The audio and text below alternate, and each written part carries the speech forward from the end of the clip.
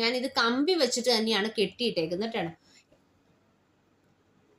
ഇത് കൂട്ടുകാർ കാണാൻ പറ്റും. ഞാനപ്പോൾ ഇത് കമ്പി വെച്ചിട്ട് തന്നെയാണ് കെട്ടിട്ടേക്കുന്നത് കേട്ടോ.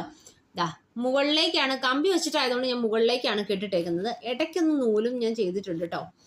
ഓക്കെ, ഇത് ഞാൻ ആ ഡിസൈനർ പീസിൽ, എൻ്റെ ഡിസൈനർ പീസിൽ ബാലൻസ് വന്നതാണ് ഈ ഒരു ഹൈലൈറ്റിംഗ് ആയിട്ട് കൊടുത്തേക്കുന്നത്.